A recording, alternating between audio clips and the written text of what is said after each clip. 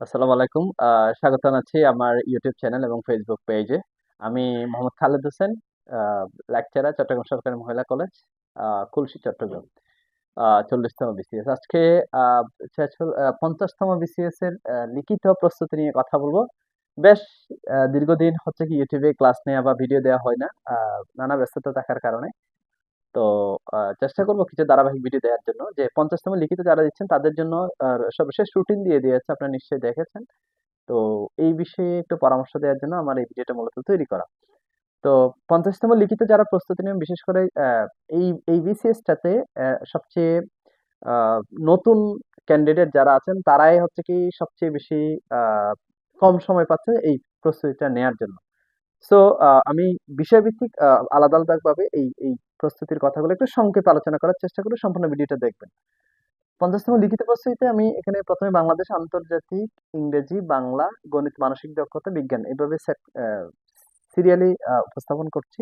১ম হচ্ছে কি বাংলাদেশ নিয়ে কথা বলি। বাংলাদেশ বিষয়গুলো আসলে কিভাবে পড়াশোনা করবেন। আপনি যখন আপনার প্রস্তুতি শুরু করেছেন, প্রিলি ৫০ প্রিলিতে পাস করার পর আপনি যখন এই কম সময়ে যে আপনার সময়টা আছে সেটা আসলে কিভাবে কাজে লাগাবেন।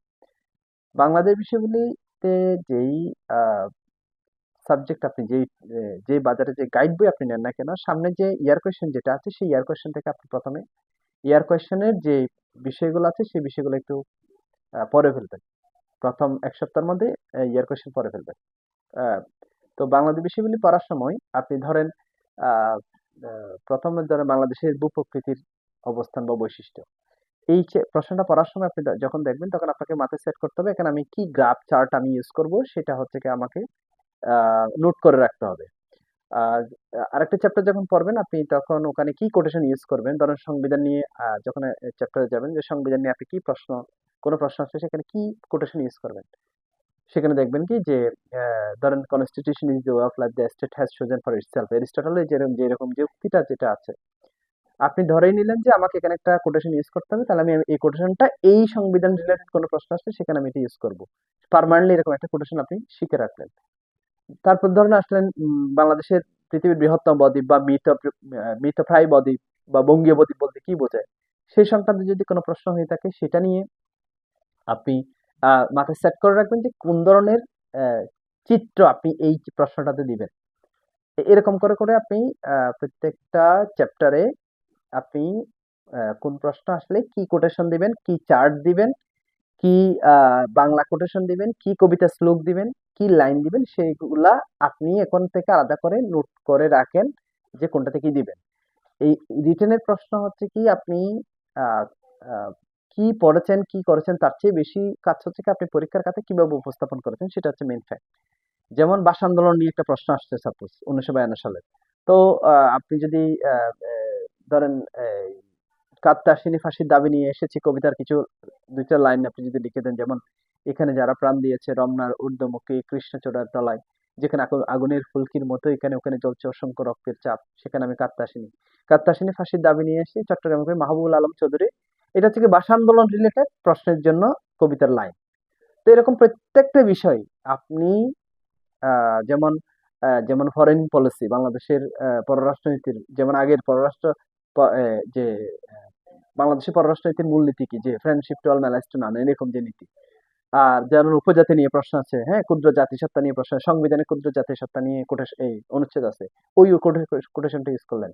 নারী পুরুষের সমতার কথা আছে। তাহলে আ আইনের দৃষ্টিতে নারী পুরুষ সমান অধিকার পাবে আর্টিকেল 27 সেটা আপনি এখানে কোট করলেন।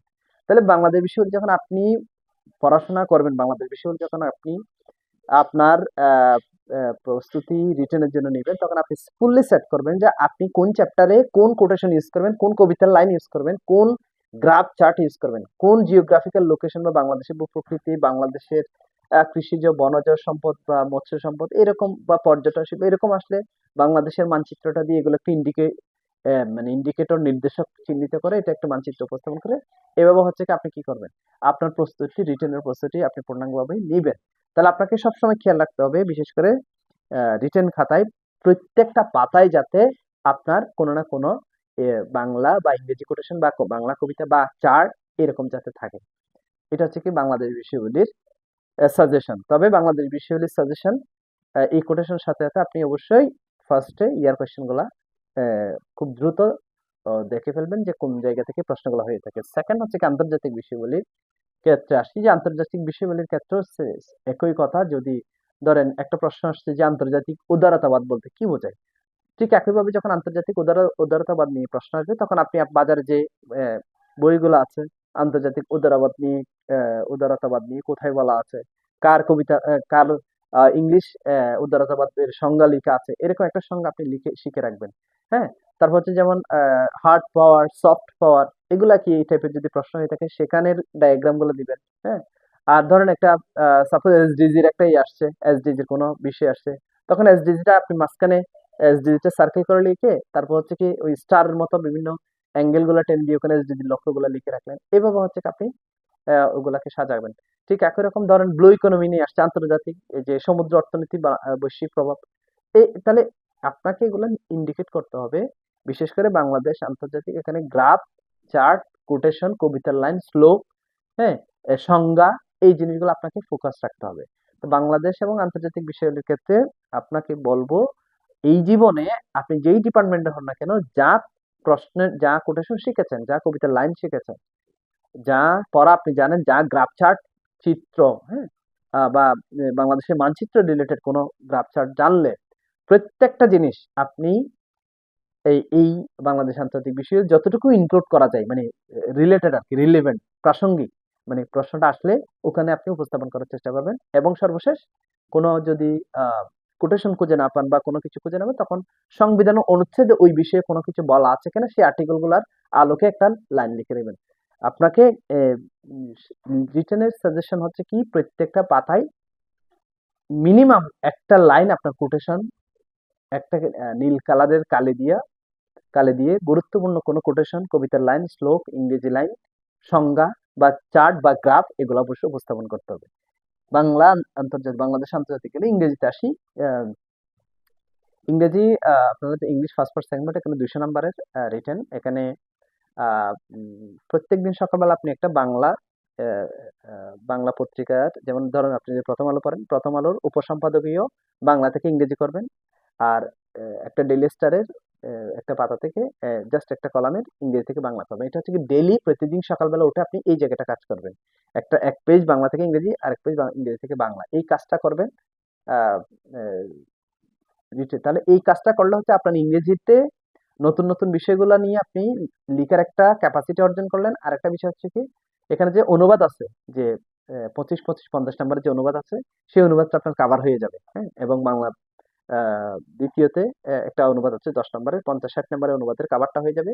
এসেটা আপনার লিখতে, ওখানে যদি আপনি ফ্রি হ্যান্ড রাইটিং লিখতে হয় তখন এটা একটা লিখতে পারবেন। আর যে লিখার যে স্পিড, এই স্পিডটা আপনার বেড়ে যাবে এই কাজটা করার কারণে, যে সকালবেলা যে আপনি 1 পৃষ্ঠা বাংলা, 1 পৃষ্ঠা ইংরেজি লিখেন। এইটা হচ্ছে ইংরেজির সাজেশন। বাংলা হচ্ছে কি, বাংলা লিটারেচার, শিকর একটা বই আছে, শিকর বই থেকে ইয়ার কোয়েশ্চেন তো পড়বেন। ইয়ার কোয়েশ্চেন বই পড়ার পাশাপাশি গুরুত্বপূর্ণ যে কবি লেখকরা আছেন, যেমন রবীন্দ্রনাথ, নজরুল, জসীমউদ্দিন, বঙ্কিমচন্দ্র, মাইকেল মধুসূদন দত্ত, হ্যাঁ, মীর মশাররফ হোসেন, যাদের লেখাগুলো সবচেয়ে বেশি রিটেন পরীক্ষা আসছে, যে 30 নম্বরের যে ছোট ছোট প্রশ্নগুলো, সেখান থেকে আপনি হচ্ছে কি একটু প্রশ্ন ধরে এগুলো একটু ইয়ার কোয়েশ্চেন গুলো প্র্যাকটিস করে, তারপর হচ্ছে কি ওখানেও ঠিক একইভাবে মাইকেল মধুসূদন দত্তের যদি কোনো কবিতার লাইন জানেন, আপনি মাইকেল মধুসূদন দত্তের যে প্রশ্ন আসছে সেখানে কোটেশনটা ইউজ করবেন। আপনি রবীন্দ্রনাথের অনেক শেষের কবিতার অনেক যান, রবীন্দ্রনাথের কোনো লেখা আসলে ওখান থেকে একটা কোটেশন ইউজ করবেন। আপনি জসীমউদ্দিনের একটা লেখা আসলে জসীমউদ্দিন একটা কবিতার লাইন বা শ্লোক ইউজ করবেন। মানে এখানে প্রত্যেকটা পাতায় আপনাকে কোনো না কোনো শ্লোক, লাইন, কবিতা, এই কোটেশন এগুলো ইউজ করতে হবে। গণিত এবং মেন্টাল অ্যাবিলিটি, মানসিক দক্ষতা, মেন্টাল এবিলিটি পড়াটা হচ্ছে কি ইয়ার কোয়েশ্চেন বেসড হয়। গণিত হচ্ছে কি, যারা সায়েন্স ব্যাকগ্রাউন্ডের আছে তাদের জন্য এই কম সময়ে আপনারা গণিতটা হয়তো কভার করে নিতে পারেন, কিন্তু আর্টস ব্যাকগ্রাউন্ড বা অন্যান্য ব্যাকগ্রাউন্ডে যারা আছে তাদের পক্ষে এই গণিতটা ব্যাকআপ দেওয়াটা একটু কষ্ট হয়ে যাবে, কঠিন হয়ে যাবে। তবে আপনি ইয়ার কোয়েশ্চেনটা ফুললি করে ফেলেন। আর হচ্ছে কি, যেই জায়গা থেকে প্রশ্ন হয়, যেমন লক সূচক থেকে অবশ্যই প্রশ্ন হয়, বিন্যাস সমাবেশ থেকে, সম্ভাব্যতা থেকে প্রশ্ন হয়, সেট থেকে প্রশ্ন হয়, এরকম কিছু টপিক আপনি ফিক্সড করে ফেলেন, যেখান থেকে প্রশ্ন আসলে আপনি অ্যান্সার দিতে পারবেন। গণিত এবং মানসিক দক্ষতার ক্ষেত্রে মেন্টাল এবিলিটি অবশ্যই আপনি ইয়ার কোয়েশ্চেনের এগুলো রিটেন এবং প্রিলি দুইটাই ইয়ার কোয়েশ্চেন প্র্যাকটিস করে যাবেন। বিজ্ঞান, নবম দশম শ্রেণীর যে গণিত বই আছে, বিজ্ঞান বই আছে, সেই বিজ্ঞান বইয়ের পাশাপাশি ক্লাস 8 এর যে বিজ্ঞান বই আছে সেটার সাথে আপনার যে ডক্টর জামিলসের বিজ্ঞান, এটার সাথে আপনি যে বাজারে যে গাইড বই থেকে আপনি পড়ছেন, যে গাইড বই থেকে আপনি বিজ্ঞান রিটেন প্রশ্নগুলো পড়ছেন, সেই গাইড বই থেকে বাকিটা পড়ে আপনি কভার করবেন। তবে আপনাকে মাথায় নিয়ে যেতে হবে যে পরীক্ষার হলে আপনার 40% প্রশ্ন কমন পড়বে, বাকি 60% ইনস্ট্যান্ট ওখানে বসে আপনাকে লিখতে হবে প্রায় প্রত্যেকটা সাবজেক্টে, বিশেষ করে গণিত আর বিজ্ঞান ছাড়া। সো আপনি এই টেন্ডেন্সি মাথায় রাখেন যে আপনি জীবনে আরেকবার যে রিটেন দিতে পারবেন এটা কোনো গ্যারান্টি নেই। এটাই ফার্স্ট টাইম এবং লাস্ট টাইম আপনি রিটেন পরীক্ষা দিবেন। সেই পরীক্ষায় আপনি এই জীবনে যা শিখেছেন সবগুলা জিনিস, যে টপিক, যে সাবজেক্টের সাথে রিলেট করা যায়, প্রশ্ন যদি রিলিভেন্ট থাকে সেই প্রসঙ্গে আপনি প্রত্যেকটা জিনিস পরীক্ষার হলে খাতায় উপস্থাপন করে এই পরীক্ষা শেষ করা যায়। আশা করি রিটেন পরীক্ষায় এই কম সময়ে আপনাদের এই প্রস্তুতি, আমার এই পরামর্শ আপনাদেরকে অনেকটা সহযোগী হিসাবে কাজ করবে। অনেকদিন পরে ভিডিও করলাম, অনেকদিন পরে আপনাদের পরামর্শ ভিডিও বানালাম। আশা করি উপকৃত হবে। সবাই ভালো থাকবেন, সুস্থ থাকবেন। আল্লাহ হাফেজ। আসসালামু আলাইকুম।